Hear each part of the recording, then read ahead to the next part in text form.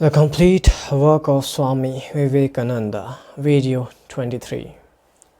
Samadhi is the property of every human being, not every animal. From the lowest animal to the highest angel, sometime or other, each one will have to come to that state, and then alone will real religion begin for him. Until then, we only struggle towards that stage. There is no difference now between us and those who have no religion, because we have no experience. What is concentration good for? Save to bring us to this experience. Each one of the steps to attain Samadhi has been reasoned out, properly adjusted, scientifically organized, and when faithfully practiced will surely lead us to the desired end. Then will all sorrows cease, all miseries vanish. The seeds for actions will be burnt and the soul will be free forever. Chapter 8, Raj Yoga in brief. The following is a summary of Raj Yoga, freely translated from the Kurma Prana. Fire of yoga burns the cage of sin that is around a man. Knowledge becomes purified and nirvana is directly obtained. From yoga comes knowledge. Knowledge again helps the yogi. He who combines himself, yoga and knowledge, with him the Lord is pleased. Those that practice Mahayoga, either once a day or twice a day, or thrice, or always, know them to be gods. Yoga is divided into two parts. One is called Abhava and the other Mahayoga, where one's self is meditated upon as zero and bereft of quality, that is called Abhava.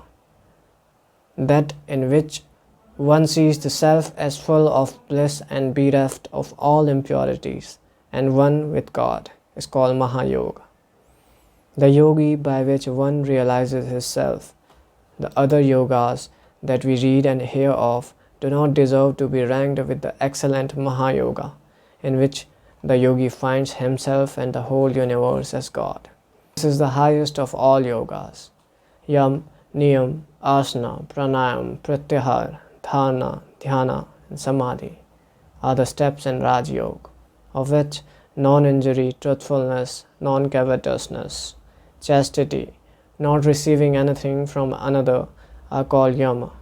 This purifies the mind, the Chitta, never producing pain by thought, word, and deed in any living being, is what is called Ahimsa, non-injury. There is no virtue higher than non-injury. There is no happiness higher than what a man obtains by this attitude of non-offensiveness to all creation. By truth we attain fruits of work. Through truth everything is attained. In truth everything is established. Relating facts as they are, this is truth. Not taking others' goods by stealth or by force is called astheya, non-covetousness. Chastity in thought, word, and deed, always and in all conditions, is what is called Brahmacharya. Not receiving any present from anybody, even when one is suffering terribly, is what is called aparigraha.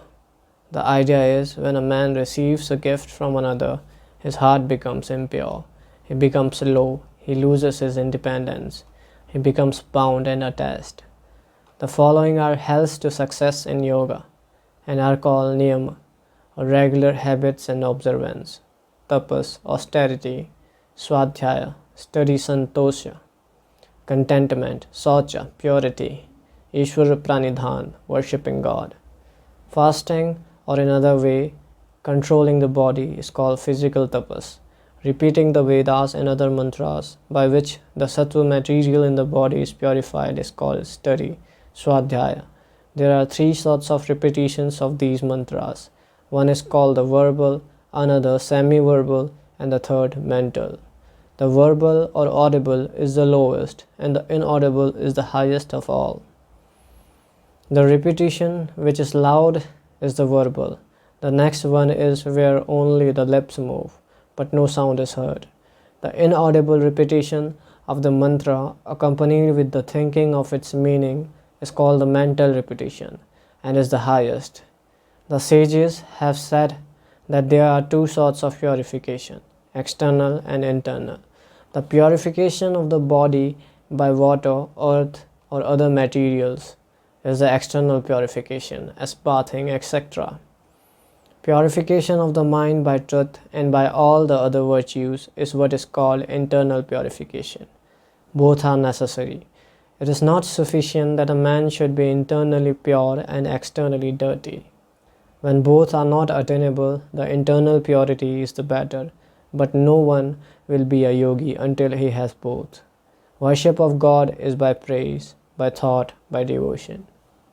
We have spoken about yam and niyam. Next is asana, posture. The only thing to understand about it is leaving the body free, holding the chest, shoulders, and head straight. Then comes pranayama. Prana means the vital forces in one's own body. Ayama means controlling them. There are three sorts of pranayama: the very simple, the middle, and the very high. Pranayama is divided into three parts: filling, restraining, and emptying. When with 12 seconds in it, it is the lowest pranayama. When you begin with 24 seconds, it is the middle pranayama. That pranayama is the best, which begins with 36 seconds. In the lowest kinds of pranayama, there is perspiration, in the medium kind, quivering of the body, and in the highest pranayama, levitation of the body and influx of great bliss. There is a mantra called the Gayatri. It is very holy verse of the Vedas. You meditate on the glory of that being who has produced this universe. May he enlighten our minds. Om is joined to it at the beginning and at the end. In one pranayam, repeat 3 Gayatris. In all books, they speak of pranayam being divided into rechaka, rejecting or exhaling, puraka, inhaling, and kumbhaka, restraining stationary. The indriyas, the organs of the senses, are acting outward and coming in contact with external objects. Bringing them under the control of the will is what is called pratyahara, or gathering towards oneself. Fixing the mind on the lotus of the heart or on the center of the head is what is called dhyana.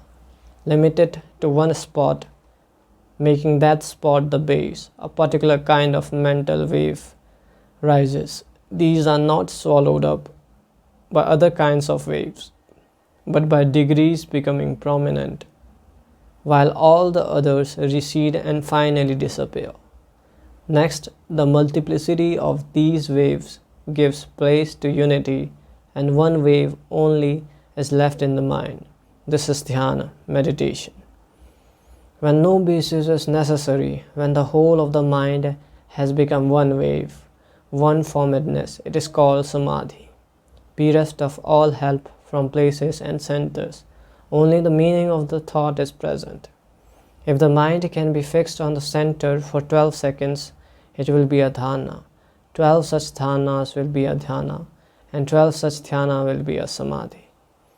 Where there is fire, or in water, or on ground which is strewn with dry leaves, where there are many ant hills, where there are wild animals, or danger, where 4 streets meet, where there is too much noise, where there are many wicked persons, yoga must not be practiced. This applies more particularly to India. Do not practice when the body feels very lazy or ill, or when the mind is very miserable and sorrowful. Go to a place which is well hidden and where people do not come to disturb you. Do not choose dirty places. Rather choose beautiful scenery or a room in your own house which is beautiful. When you practice, first salute all the ancient yogis and your own guru and God, and then begin. Dhyana is spoken of, and a few examples are given of what to meditate upon. Sit straight and look at the tip of your nose. Later on, we shall know how that concentrates the mind, how by controlling the 2 optic nerves, one advances a long way towards the control of the arc of reaction, and so to the control of the will. Here are a few specimens of meditation. Imagine a lotus upon the top of the head, several inches up, with virtue as its center and knowledge as its stalk. The 8 petals of the lotus are the 8 powers of the yogi. Inside the stamens and pistils are renunciation. If the yogi refuses the external powers, he will come to salvation. So the 8 petals of the lotus are the 8 powers, but the internal stamens and pistils are the extreme renunciation. The renunciation of all these powers. Inside of that lotus think of the Golden One, the Almighty, the Intangible, He whose name is Om, the Inexpressible, surrounded with effulgent light. Meditate on that. Another meditation is given. Think of a space in your heart, and in the midst of that space, think that a flame is burning. Think of that flame as your own soul, and inside the flame is another effulgent light, and that is the soul of your soul, God. Meditate upon that in the heart. Chastity, non-injury, forgiving, even the greatest enemy, truth, faith in the Lord, these are all different vrittis. Be not afraid if you are not perfect in all of these. Work, they will come. He who has given up all attachment, all fear, and all anger, he whose whole soul has gone unto the Lord, he who has taken refuge in the Lord, whose heart has become purified, with whatsoever desire he comes to the Lord, he will grant that to him. Therefore, worship him through knowledge, love, or renunciation.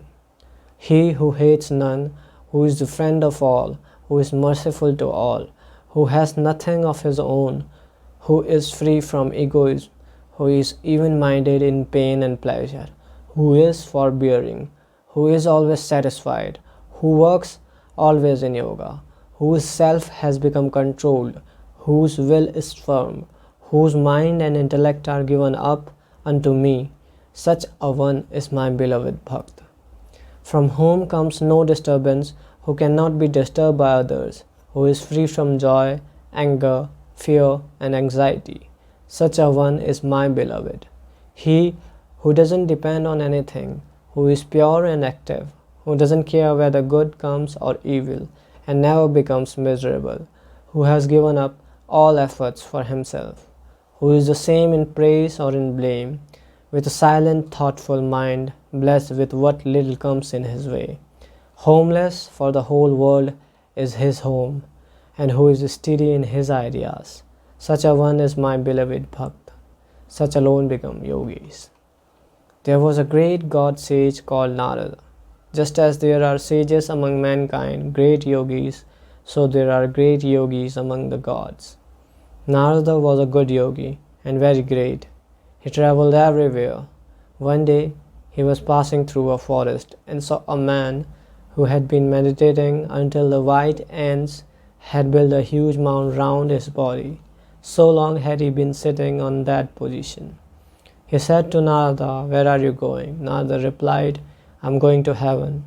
Then ask God when he will be merciful to me, when I shall attain freedom. Further on, Narada saw another man. He was jumping about, singing, dancing, and said, "O Narada, where are you going?" His voice and his gestures were wild. Narada said, "I am going to heaven." Then ask when I shall be free. Narada went on. In the course of time, he came again by the same road, and there was the man who had been meditating with the ant hill round him. He said, "O Narada, did you ask the Lord about me?" "Oh yes." "What did he say?" "The Lord told me that you would attain freedom in 4 more births." Then the man began to weep and wail and said, "I have meditated until an ant hill has grown around me, and I have 4 more births yet." Narada went to the other man. "Did you ask my question?" "Oh yes." "Do you see this tamarind tree? I have to tell you that as many leaves as there are on that tree, so many times you shall be born, and then you shall attain freedom." The man began to dance for joy and said, "I shall have freedom after such a short time." A voice came, "My child, you will have freedom this minute." That was the reward for his perseverance. He was ready to work through all those birds nothing discouraged him. But the first man felt that even 4 more births were too long. Only perseverance, like that of the man who was willing to wait eons, brings about the highest result.